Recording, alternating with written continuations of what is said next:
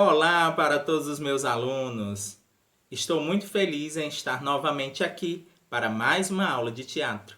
Primeiro, quero agradecer a você por estar fazendo as atividades, estão enviando com enorme carinho e com muita atenção e criatividade.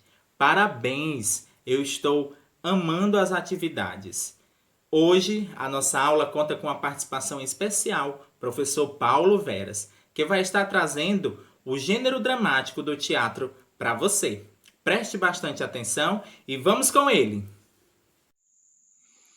Olá, meninada, tudo bem com vocês?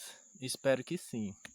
Então, eu sou o tio Paulo, professor Paulo, da Escola Noé Araújo Forte, e a gente vai dar continuidade às nossas aulas. Agora, nesse novo formato, já que estamos vivendo esse momento de pandemia, esse momento tão difícil que o mundo inteiro tem passado, não só o nosso país, não só o nosso estado, a nossa cidade, mas o mundo inteiro, né? Onde nós não podemos estar pertinho um do outro fisicamente, pertinho um do outro com nossos coleguinhas, com nossos professores, fazendo as nossas aulas de teatro. A gente está agora vivenciando esse novo formato de estar perto, né? Porque a distância não é só a distância física, né? Não é só ela que aproxima ou afasta a gente. Mas agora nesse novo formato a gente pode estar juntinho, nesse formato digital, nesse formato de videoaulas, que é um formato novo. E nós, como pessoas que não vamos ficar atrasadas, como pessoas que não vamos ficar paradas no tempo, mas que vamos continuar os nossos estudos, vamos agora nos adequar a esse novo formato. E pensando nisso, o professor de vocês, da disciplina de teatro, me convidou para ministrar essa aula sobre o tema hoje. Qual será o nosso tema? Qual o tema que nós iremos trabalhar? O tema que nós iremos trabalhar é a leitura dramática. Quando você ouve falar de leitura dramática, o que passa pela cabecinha de vocês? O professor de vocês já deu alguma aula, a professora, sobre leitura dramática? Já foi passado algum trabalho, alguma coisa, ou é a primeira vez que você está escutando? Bem, se você já escutou, você vai relembrar, vai rememorar sobre o que é essa leitura dramática. Se você nunca escutou, nunca ouviu falar, essa é a primeira vez, então muita atenção, preste bem atenção, porque nós vamos explicar hoje como é que faz essa leitura dramática. Como é que faz? Nessa videoaula de hoje vão ser dois pequenos vídeos que nós vamos fazer para vocês explicando e passando uma tarefinha em cima disso. Então, primeiro eu quero apresentar para vocês a leitura dramática. O que é ela?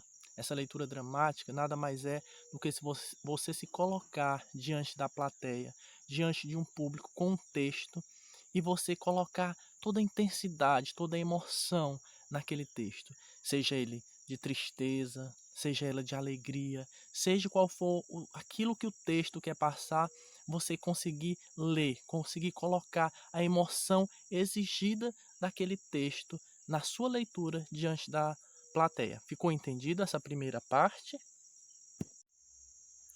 Pois muito bem. Agora que nós já falamos sobre o que é essa leitura dramática, em breves palavras, falamos, né, que a leitura dramática é aquela leitura que você se coloca diante da plateia, diante do público, e faz aquela leitura colocando toda a intensidade, né? E aí você pode se perguntar, mas professor, tio, como é que eu vou fazer isso aqui em casa, né? Se não for ter meus coleguinhas para ser a minha plateia, para ser o meu público, como é que eu vou aprender a fazer essa leitura dramática? Muito bem. Eu e professora Nayara, pensando nisso, nós montamos umas mini tarefinhas para vocês. Como é que vocês vão fazer nessas tarefinhas? Olha, a professora Nayara escolheu um texto belíssimo sobre cordel para que a gente faça isso em casa. Eu aqui da minha casa, vocês aí da casa de vocês, vão fazer essa leitura dramática desse texto. Que a leitura colocando toda a intensidade, colocando todas as emoções, assim como a gente iria fazer se estivesse aqui em sala de aula. E aí você vai fazer essa leitura, pegando tudo isso que eu já fui falando, o que é a leitura dramática, colocando essa intensidade, colocando essa emoção daquilo que o texto pede, daquilo que o cordel vai pedir, e aí você coloca.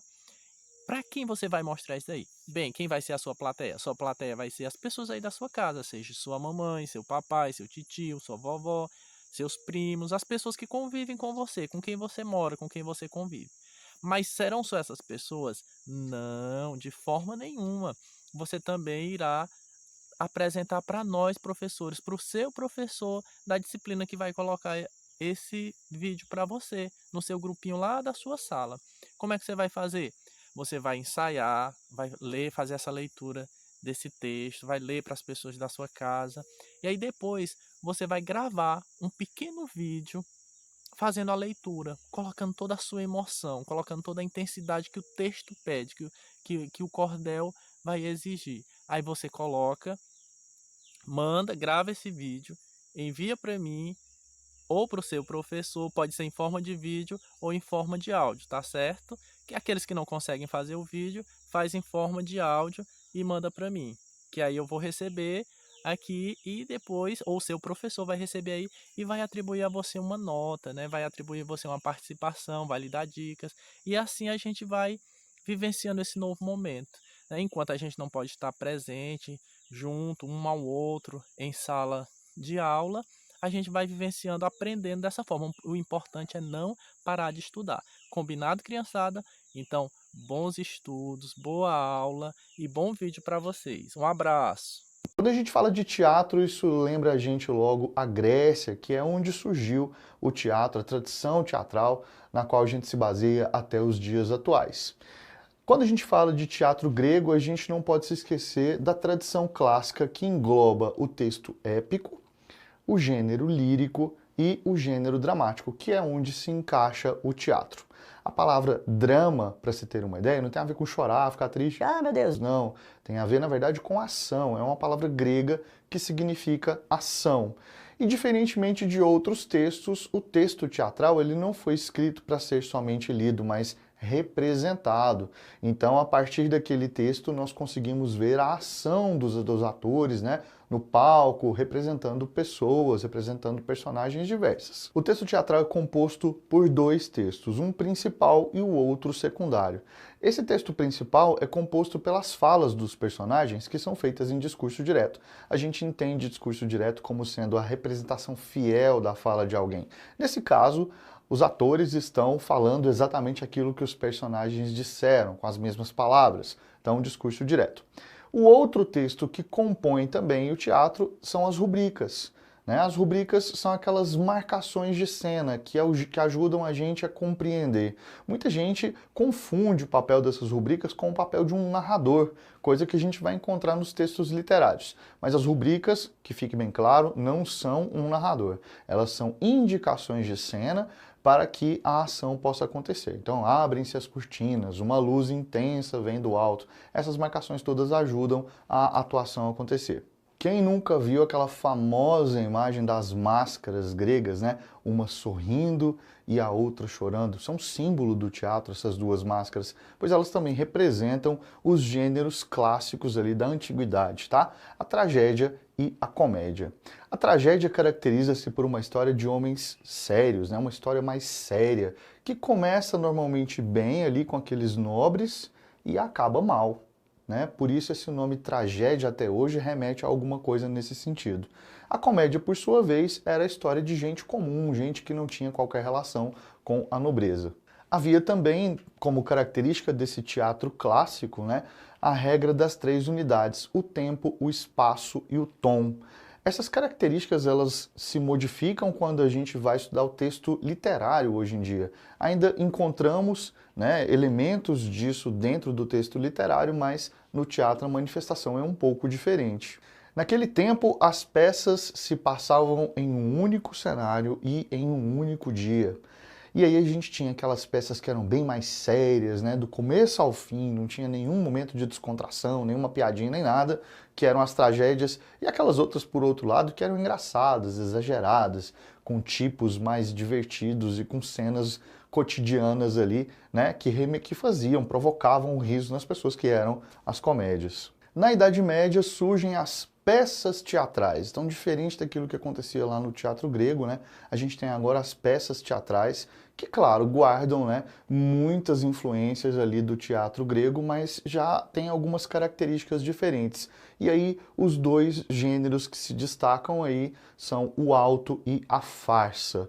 O auto tem um caráter religioso e moralizante. Quem é que não se lembra aí, né, daquele texto divertidíssimo do Ariano Suassuna chamado O Auto da Compadecida, que apesar de não ser um auto, né, é uma peça teatral. Recebe esse nome porque remete a esse texto medieval com caráter moralizante, né? Porém, no caso do Ariano Suassuna, é um texto mais divertido. O Auto da Compadecida é mais para a gente poder pensar naqueles tipos, né? Então é meio que como se ele misturasse as características do outro gênero, que é a farsa, que por sua vez tem o objetivo de satirizar os tipos, né? De mostrar aí como é que é a sociedade, quais são os trejeitos da sociedade, as coisas que acontecem aí que são divertidas, que podem servir de inspiração para a gente rir um pouco. O auto não segue a regra das 3 unidades que a gente viu, né, que faz parte da antiguidade clássica, ainda que aconteça dentro de um mesmo cenário. É possível encontrar em alguns autos também alguns elementos cômicos que possam contribuir com esse caráter moralizador dele, que é típico dele. Na farsa, por sua vez, não há elementos sérios, né? Na farsa não tem esse objetivo moralizante, né? Assim, no sentido de gerar compromisso entre aquele que assiste a peça, né? E um tipo de modificação. Tem mais a ver com reflexão e entretenimento. Então não tem muito esse caráter religioso ou qualquer coisa do tipo. Bom, os 3 principais tragediógrafos, olha esse nome bonito, né? Escritores de tragédia. Nós temos o Eurípides, nós temos o Sófocles e nós temos também o Ésquilo. Esses são os principais ali da tragédia grega que a gente pode ter como referência. Já do ponto de vista medieval, a referência em farsa e em auto é o Gil Vicente.